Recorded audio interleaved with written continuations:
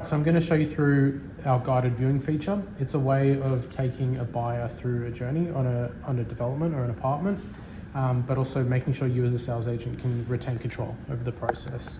So right now I've got 2 customers, just showing you that it works on a tablet, on a VR headset, or people could even join on a phone.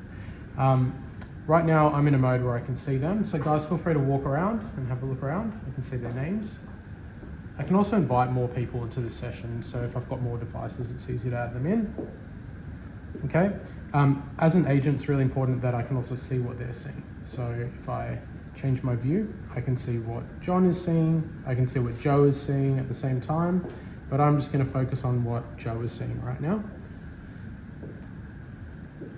I can move them from room to room, and the way that I might typically do this tour is I would start by actually turning teleports off.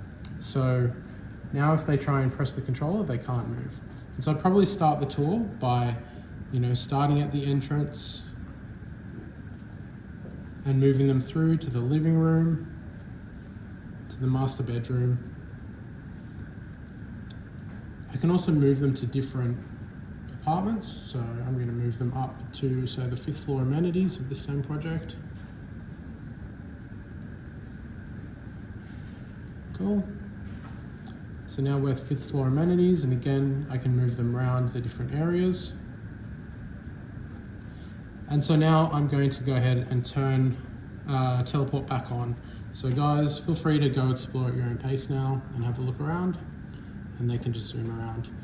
I've also got voice chat turned off because we're right next to each other, but if I was to turn that on, if I had an interstate buyer who was viewing this on their phone, I could turn voice chat on and speak to them throughout the through the app. So that's our guided viewing feature. So we've got 1 person in headset, 1 person in tablet, but if we were going to have 2, 3 or 4 people in headset, we'd want to designate areas for them to stay in so that they don't walk into each other. We do that using the boundary of the MetaQuest.